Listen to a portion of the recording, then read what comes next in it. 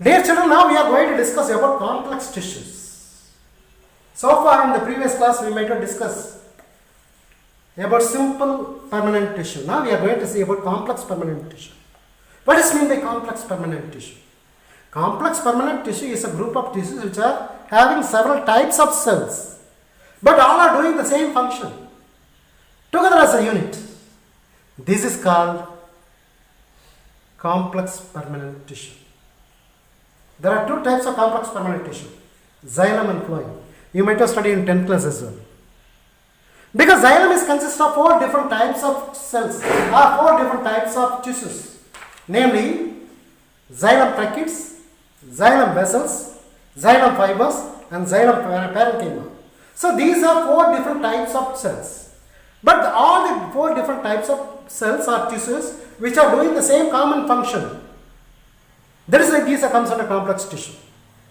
In the previous category, simple permanent tissue means a single kind of tissue which are doing the same common function, which will be called as simple permanent tissue. But on the other hand, complex permanent tissues are nothing but various several kinds of cells or tissues which are doing common function.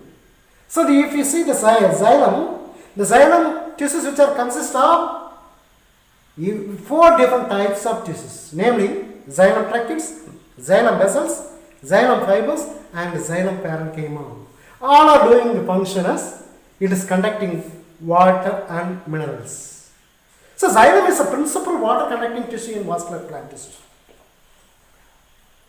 Generally, the term xylem was introduced by Nageli in the year 1858. That means xylem means xylos. In Greek, the xylos means wood. So the xylem tissue which are made up by wood. So all the wood cells which are made up by xylem. If the xylem is formed from procambium, then the xylem will be called as primary xylem. Suppose if the xylem is formed from vascular cambium, then the xylem will be called as secondary xylem. Once again, if the xylem formed earlier, then the early formed primary xylem will be called as protoxylem. These are smaller in size.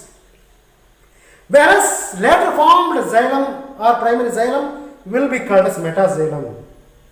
These are larger in size. So xylem depends upon the formation. These are divided into various categories like primary xylem or secondary xylem, protoxylem or metaxylem. So as I said just now, how these xylem are formed. As I said, these xylems are further divided into four different categories, namely xylem tracheids, xylem vessels, xylem parenchyma, and xylem fiber. Usually, xylem tracheids are also dead cells. Almost all the xylem tissues are dead cells except xylem parenchyma. Remaining all three types are dead cells. But even though they are conducting water and minerals, even though they are dead cells, xylem tracheids, xylem vessels, xylem fibers, all are dead cells. But even though they are conducting water and minerals in plants from root to tip of the shoot, such a type of xylem, which will be divided into four different categories. Among them, tracheids. Tracheids are dead cells. The cell wall of tracheids are lignified because which are made up of a lignin. Tracheids are elongated cells with tapering in. The end, the tip will be pointed in. Tapering means pointed in. Its lumen is very broader than fiber. As we discussed earlier in the sclerites, if you see in the sclerenchymatous fiber, which are having narrow lumen.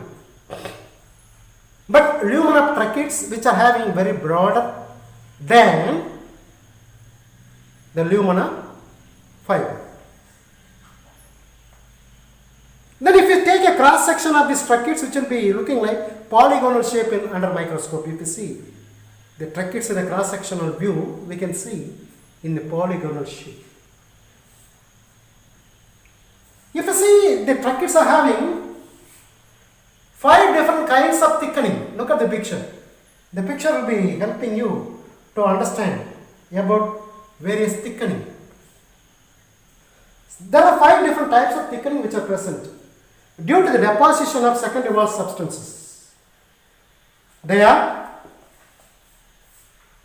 annular, ring-like. A lot of ring-like thickenings are present. These are called as annular. If it is having spring-like thickening, these are called as spiral. If it is having ladder, any-like thickening, that means ladder-like thickening, these are called as scalariform. If it is having irregular form of thickening, these are called as reticulate. It is called reticulate thickening. These are net-like thickening. And it is pitted thickening. These are uniform thickening except the pit. This is simple pit thickening, it is border pit thickening. So there are two different types of pitted thickening. These are also called as uniform thickening. So in such a way, on the basis of the thickening, the shape of the thickening, these are classified into various types of thickening. Annular thickening, spiral thickening, scalariform thickening, reticulate thickening, and pitted thickening or uniform thickening, which are present in the tracheids. Usually tracheids are imperforated, that means there is no hole on the top. The top part is completely closed, that is imperforated. And moreover, the tracheids are having the lateral pits. Through these pits, either simple pits or border pits may be there. So conduction of water which will be takes place through the pits, not through the lumen. Because there is no lumen. That is why these are called as imperforated. There is no hole at the top and bottom.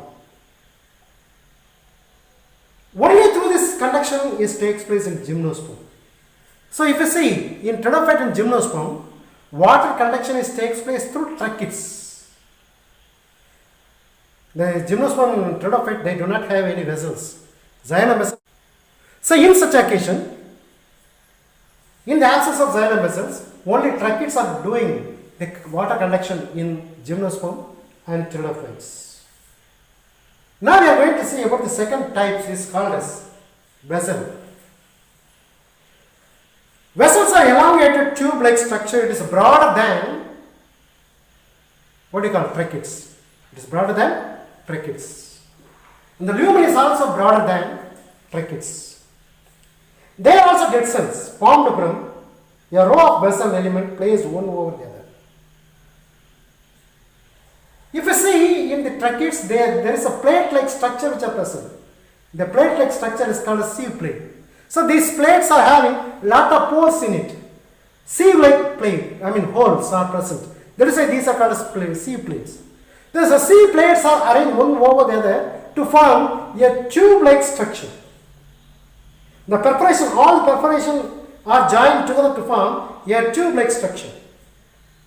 So if the vessels which are having only one pore, that means simple pore or simple perforation, then this will be called as simple perforation plate. Example, Mangifera indica. In mango plant, in the simple perforation plate we can see. But on the other, some other plant which are having vessels which are having many perforation, that means it is multiple perforation plate. Suppose in Liriodendron plant, we can see the sieve plates are having multiple pores. That is why these are called as multiple perforation plate. These vessels are also having secondary wall thickening like tracheids.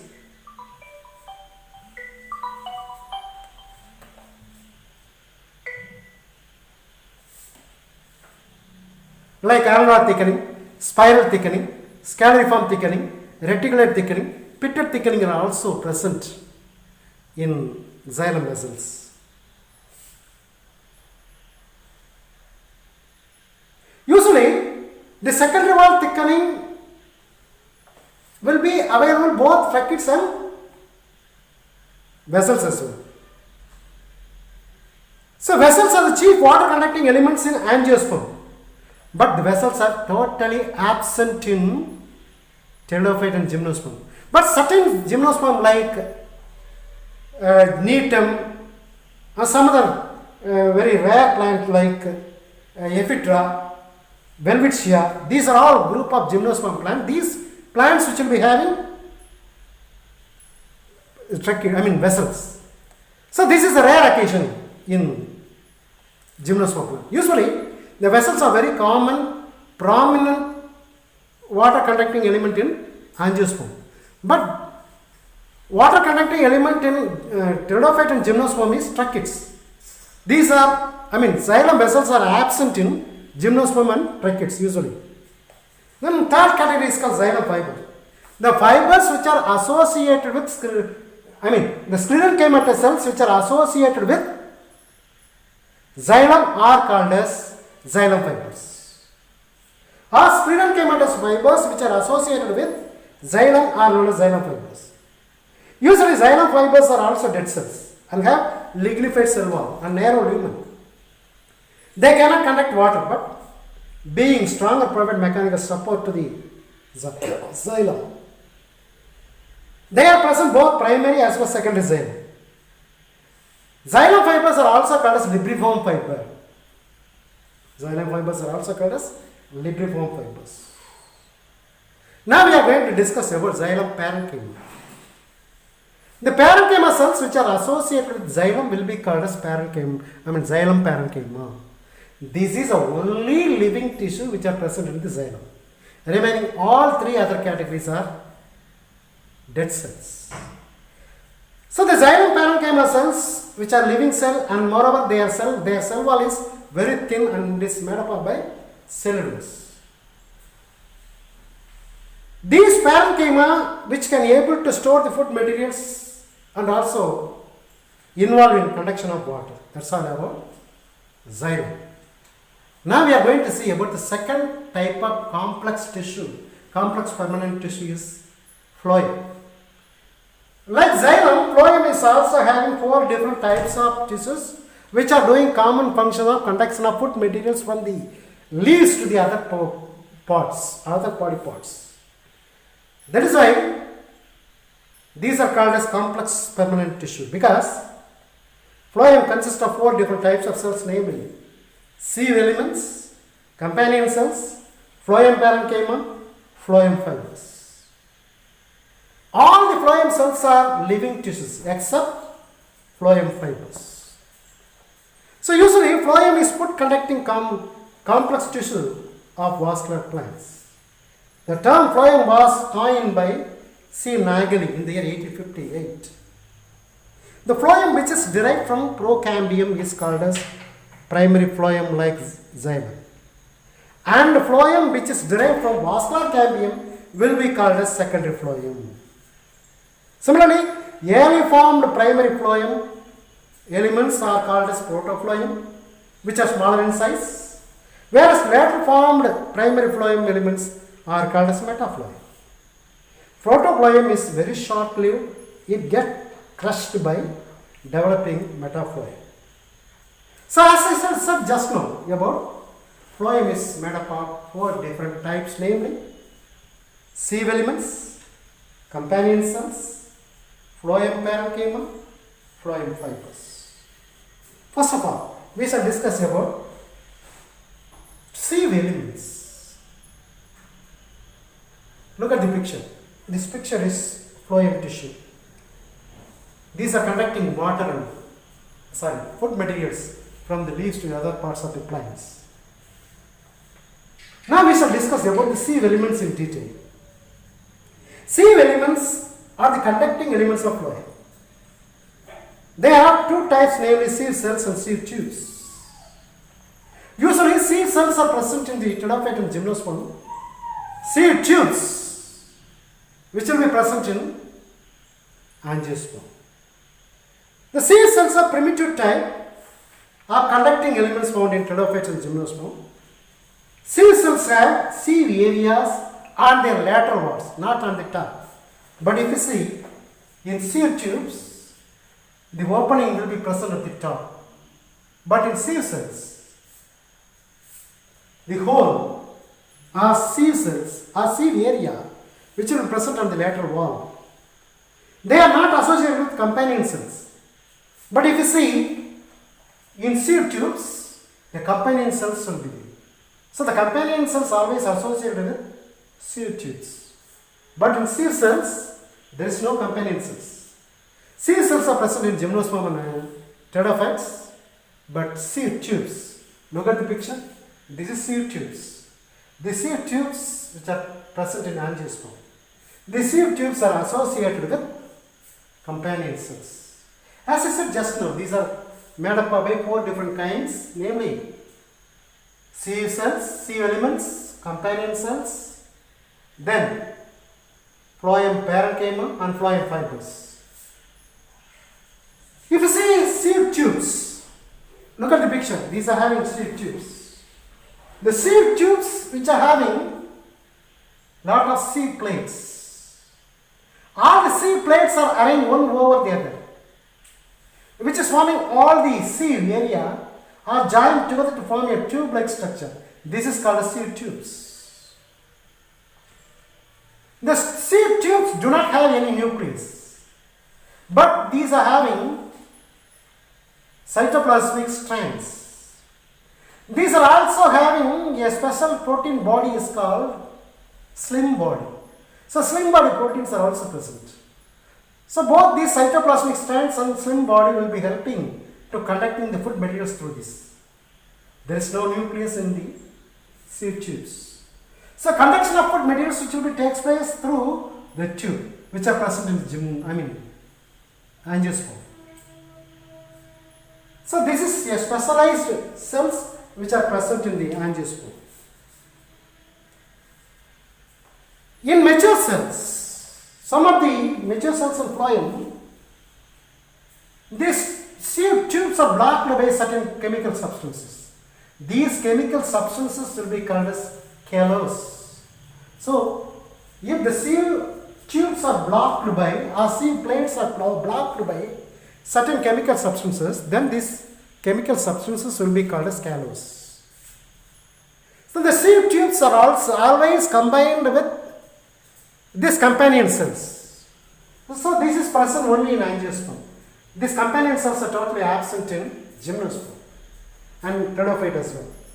These companion cells are having elongated cells which are having large prominent nucleus. Just it is opposite to the sieve tubes. In the sieve tubes there is no nucleus at all. But in the companion cells these are having very elongated cells with lot of cytoplasm and prominent nucleus which are present. The cell wall of these companion cells which are having elastic, thin and which are made up of by cellulose. So such a type of companion cells which are present in the phloem. Then the third category is called phloem parenchyma. So the parenchyma which are associated, this is phloem parenchyma. What are the parenchyma which are associated with the phloem will be called as phloem parenchyma. The phloem parenchyma are helping for the conducting of food materials. These phloem parenchyma which will be having very simple tissue which is having a prominent nucleus and cytoplasm which are having a simple thin cell wall which are made up of by cellulose. So these phloem parenchyma which are also can able to store the food materials like starch grains, tannins, resins, oil glands and so on. The last one is phloem fiber. The sclerodermatous fibers which are associated with phloem tissue will be called as phloem fiber. So this is the only dead cell which are present in the phloem elements. So as I said just now, these are having a large lumen. The phloem fiber which are also called as bast fiber. These are having strong lumen as well as the cell wall is lignified thickening and it is doing mechanical infunction or supporting infunction. That's all about phloem. So both xylem and phloems are complex permanent tissue. Now we shall discuss about next category is called the tissue system. There are 3 tissue systems are there. The group of tissues performing a similar function irrespective of its position in the plant body is called tissue system. In the year 1875, German scientist who was called as Julius von Sachs recognized three different types of tissue system, namely epidermal tissue system, ground tissue system, and vascular tissue system. One by one we can see. Epidermal tissue system. So this is a tissue system which are present in the outermost part of the covering of the plants. Either it may be root or stem or even for leaf. So these epidermis or epidermal tissue systems are protective in function. These epidermis or epidermal tissue systems is the outermost covering of the plant. It is direct contact with the external environment. It consists of epidermis derived from protoderm. Actually, epidermis means epi plus derma. Actually, in Greek, the epidermis can be divided into epi plus derma. Epi means upon, derma means skin. So, on the skin. Although epidermis is a continuous outer layer, it is interrupted by a hole-like structure is called stomata in plants. Epidermis is present in almost all the parts like root, stem, and leaf, which are called as root epidermis, stem epidermis, leaf epidermis. First of all, we shall see about root epidermis. The outer layer of root is known as piliferous layer or epiblemma. So usually the epidermis in root will be called as, we should not call it epidermis, we should call it piliferous layer or epiblemma. It is made up of single layer of parenchyma cells which are arranged very compactly arrangement without intercellular space. They do not have any cuticle. The epidermis of root, they do not have any cuticle. Root hair is always single cell. It is absorbed water and mineral salts from the soil. So main function of this root epidermis is protection in function. Then we can see stem epidermis. Stem epidermis is also protecting in function and form the outermost layer of the stem. It is a single layer of parenchyma cell, rectangular in shape. All the cells are very compactly arranged without any intercellular space. Outer wall of the epidermal cells have a single layer or many layer of cuticle. The cuticle checks the transpiration. So excess amount of water will be evaporated through leaf are called as transpiration. So this transpiration rate will be minimized by the cuticle. So the cuticle checks transpiration. The cuticle is made up by a chemical called cutin. So usually if you drop a water on the leaf or lotus leaf, water will not be stick on it because they are away because of the presence of cuticle. So cuticle is a waxy coat which are made up by cutin, is a specialized chemical substances. In many plants it is also mixed with various wax to form epicuticular wax. Epidermal pores or holes or which are called as stomata may be present here and there. Epidermal cells are living. Chloroplasts usually absent except in guard cells. But usually the stem and leaves are being green in color. The outermost layer is epidermis. But there is no chloroplast on the epidermis except guard cells. What is guard cells? If there is any holes on the leaf or stem which are called as stomata, the stomata is having a guard cells. The opening will be surrounded by two kidney shaped cells are called as guard cells. Okay. The guard cells are having chloroplasts. Remaining parts they do not have. Right? So chloroplasts are usually absent except in guard cells, substomata.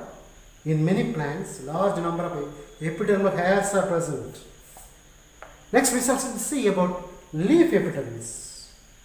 Leaf is generally dorsiventral. That means upper side and lower side of the leaf. It has upper and lower epidermis. The epidermis is usually made up of a single layer of cells that are closely packed, very compactly. Generally, cuticle on the upper epidermis is thicker than lower epidermis. Minute opening are found on the surface of leaves. These are called stomata. Singularly, it is called stoma. Usually, stomata are more in number on the lower surface than the upper surface. A stoma means a small opening, is surrounded by a pair of specialized epidermal cells which are called as guard cells. We can see the epidermal, the stomata, the structure of stomata we can see. Look at the picture. This picture will be helping us to understand about the stomata. See here, on the surface of leaf, this type of opening will be there. This opening is called stoma. This opening is surrounded by two guard cells. Two kidney-shaped cells are called as guard cells. These guard cells are surrounded by some specialized parenchyma. These specialized parenchymas are called as subsidiary cells. These are surrounded by normal epidermal cells. So in the dicot stem, usually, dicot leaf, the guard cells are kidney shaped. But in some of the plant like grass, the guard cells are being dumbbell shaped. So the stoma with the dumbbell shape as well as stoma with bean shaped chloroplast, we can see in the stomata. So the guard cells which are present just around the stoma. In most dicots and monocots, the guard cells are bean shaped. While in grasses and sludges, the guard cells are dumbbell shaped. The guard cells contain chloroplast, but the remaining rest of the epidermis, they do not have any chloroplast. Some of the upper epidermis, which are being larger and elongated, I shall show you later on about the anatomy of monocot, which are elongated and larger size of simple soft epidermis. These are called as biliform epidermis or bulliform epidermis or motor cells. In some of the plant like xerophytic plants, these are having sunken stomata. The stomata is sunken. I shall show you the diagram, the picture. The picture will be helping you. It is not there, but later on I shall show you. So sunken stomata. Sunken stomata means a stomata which is present just in curve inside, which is forming a curve inside, and which are having a lot of hair, sunken hair. Certain plant like nerium leaf, which are having sunken stomata, which are very much helping the plant to exchanging of gases. Sometimes in some of the xerophytic plant, usually epidermis are single layered, but sometimes the upper epidermis will be having multi-layer in certain plant like nerium. On the upper surface of the epidermis, certain outgrowths are present. These are called as epidermal outgrowth. These are also called as trichomes. The trichomes can be seen in this picture. Look at the picture. The picture will be helping you to understand about epidermal outgrowth. Outer surface of the epidermis, this outgrowth may be present. This epidermal outgrowth, there are many types. It is either be unicellular. So these are unicellular. These are uniseriate unbranched. It is branched multiseriate. In such a way, the trichomes either unicellular or multicellular, either branched or unbranched, or one or more cells may be available. They assume many shapes and sizes. They may also be glandular. In piliferous means the epidermis of root. They are having two types of epidermal cells. This is piliferous or epiblema or rhizodermis. There are two types of cells. One is long cell, another one is short cell. The short cells are called as trichoblast. From the trichoblast, the root hairs arises. So root hairs can be able to absorb water and minerals from the soil. So these cells are called as trichoblast. They may be asked in two more questions. What is trichoblast? Trichoblast are nothing but in rhizodermis or in piliferous layer, the outer epidermis are having two types of cells. One is long cell, another one is short cell. The short cells are called as trichoblast. This trichoblast which will be producing root hair. So root hair cell arises from trichoblast. So epidermal hairs can also be in the form of stellate or star shape present in some plants. For example, in Styrax, many members of Malvaceae and Solanaceae, they have star-shaped trichoblast. Then prickles. Some of the plants, they have a thorny prickles are having. Usually prickles are one type of epidermal emergence or outgrowth with no vascular supply. They are stiff and sharp appearance. If you see in rose plant, these are having sharp, a pointed pin-like structure. These are called as prickles. These are all comes under epidermal outgrowth. Another important 5 mark question. What are the functions of epidermal tissue system? So epidermal tissue system, which will be having protecting underlying tissues. That means all epidermis is protecting the tissue which are present below this epidermis, like cortex, endodermis, pericycle, pith, vascular bundle, everything are protected by outer epidermis. This epidermal tissue system in shoot check the excessive loss of water by transpiration due to the presence of cuticle. So outer surface of the epidermis in the stem, which are present as well as in the leaf, which is controlling the water loss. Stomata is involved in transpiration gases exchange of carbon dioxide and water, oxygen. Trichomes are also helpful in disposal of seeds and fruits and provide protection against animals. Prickles present in some of the plant like rose also provide protection against animals. They also check excessive transpiration as well. In some rose plant, they also help in climbing as well. Certain glandular hairs repel herbivorous animals. That's all about epidermal tissue system. Now we shall discuss about fundamental tissue system. What is fundamental tissue system? The tissues which are present in plant except epidermal tissue system and vascular tissue system will be called as fundamental tissue system. The ground or fundamental tissue system constitute main body of the plant. It includes all the tissues except epidermis and vascular tissues. In monocot stem, the ground tissue is continuous mass of parenchymatous tissues in which vascular bundles are found scattered here and there. That means in monocot stem, the entire stem is made up of by parenchymatous ground tissue. In this ground tissue, vascular bundles are scattered and embedded here and there.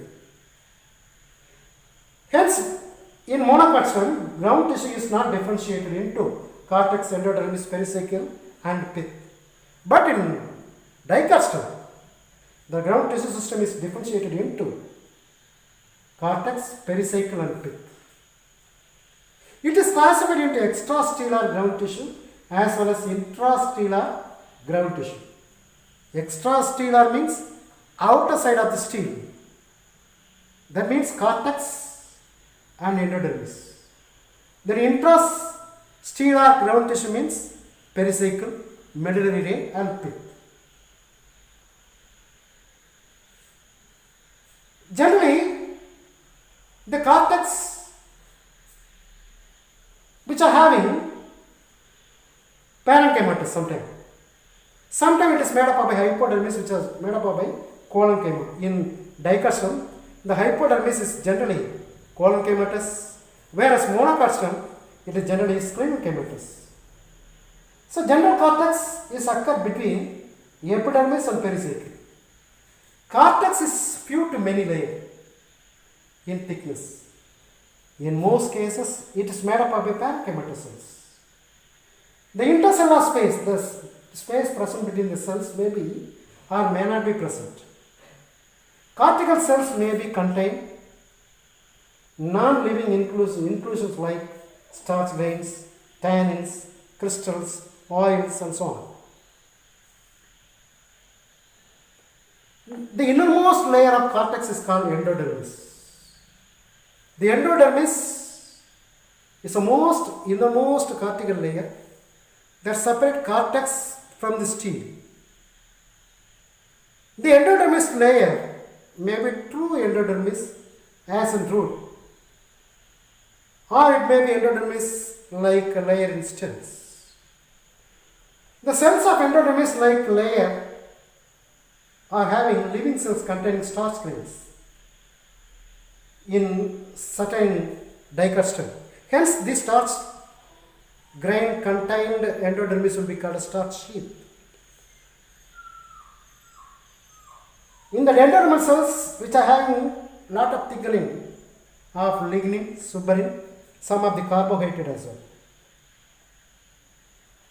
So, these are having Casparian strips and passage cells. Usually, inner layer of endodermis which are having very strong thickening of suberin. These are called as Casparian strips. The endodermal cells which are present just opposite to the protoxylem elements are called as passage cells because they do not have any thickening of suberin. That is why these are called as passage cells. The passage cells will be function as transporting water and minerals from cortex to the vascular system. Water cannot pass through other endodermal cells because due to the presence of Casparian strip except passage cells. So the main function of Casparian strips in the endodermal cells is to prevent the re-entry of water into the cortex once enter into the xylem tissue. Now we are going to see about pericycle. Pericycle is a single layer or few layer of parenchymatous cells found inner to the endodermis. It is outermost layer of steel. So these are all you can able to understand about the various kinds of monocot and dicot, root, stem, leaves. Then you can able to understand very clearly. Rarely the pericycle will be thickened with sclerenchymatous. Angiospermic pericycle gives rise to lateral roots as well. Then middle pith or medulla. The central part of the ground tissue is known as pith or medulla. Generally, this is made up of a thin-walled parenchyma. It is made up of a thin-walled parenchyma as well as the cells in a pith generally stores starch grains, fatty substances, tannins, phenols, calcium oxide crystals and so on. Next we are going to discuss about vascular tissue system. What is vascular tissue system? Vascular tissue system consists of xylem and phloem. Xylem conduct water and minerals, phloem conduct food materials. These are combined together to form vascular bundle. The structural and organizational variation of various types of vascular bundles we can see. Look at the picture. We can see about various kinds of vascular bundles. Look at the picture. This picture will be helping us to understand about various kinds of vascular bundle. If you see, basically all the vascular bundles are classified into two categories, namely radial and conjoint. What is meant by radial? What is meant by conjoint? As you know very well that the vascular tissue consists of xylem and phloem. The elements of xylem, that is xylem tracheids, xylem vessels, xylem fibers, xylem parenchyma, and phloem, that means phloem sieve elements, companion cells, phloem parenchyma, phloem fiber, are all always organized in a group. They are called as vascular bundles. So these vascular bundles are basically divided into two types on the basis of arrangements of xylem and phloem. If you see, look at this picture. In this picture, this is xylem. There is a red color part is xylem. This blue color part is phloem. The xylem is present in one radius, phloem is present in the other radius. If xylem and phloems are present in the different radii with alternate with each other, these are called as radial arrangement.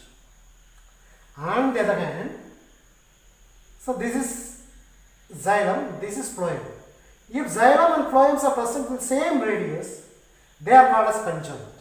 So, on the basis of the position of xylem and phloem, these vascular tissue systems are classified into two types, namely radial and conjoint. So radial means the xylem and phloem are present different radii alternating with each other. Such a type of vascular bundle will be called as radial arrangements. In monarch and dicot roots are very good example for radial arrangement. Then xylem and phloems are present on the same radius in one bundle, then this is called as conjoint. So the conjoint are further divided into two types, namely collateral and concentric. What is collateral? What is concentric? Collateral means if xylem and phloems are present in the same radius but phloems are present outside, xylem present inside, it is collateral. One more collateral is there, bicollateral. This is bicollateral. That means phloems are present both outside as well as inside of xylem. These are called as bicollateral. Concentric means either xylem surrounds phloem or phloem surrounds xylem. Understand the difference? Basically, all the vascular bundles are classified into two types, namely radial and conjoint. The conjoint are once again further divided into collateral, bicollateral and concentric. What is collateral? Collateral means xylem placed towards inside and phloem towards outside. Xylem present towards inside and phloem towards outside. It is collateral. This is further divided into two types. Open collateral, closed collateral. If vascular cambium is present between xylem and phloem, then this collateral is called collateral and closed. Collateral and open. If cambium is absent between xylem and phloem, this is collateral and closed. This is collateral and open. This is collateral and closed. But this is bicollateral. What do you mean by bicollateral? Phloems are present both inside and outside of the xylem will be called as bicollateral. In cucurbitaceae, this bicollateral is present. In dicostal, this collateral and open is present. In monocot, collateral and closed is present. Then third category is called concentric. Concentric means either xylem surrounds phloem or phloem surrounds xylem. Here in the first category, xylem is surrounded by phloem. This is called as amphicribral. If phloem is surrounded by xylem, then this is called as amphivasal. So concentric is further divided into two types, namely amphicribral Amphivalve. So amphicribral is present in certain plant-like ferns. Amphivalve is present in Dracaena and Yucca. So these are various types of vascular tissue system. That's all about 3 different types of tissue system. One is epidermal tissue system, second one is fundamental tissue system or ground tissue system, and third one is vascular tissue system. Thank you.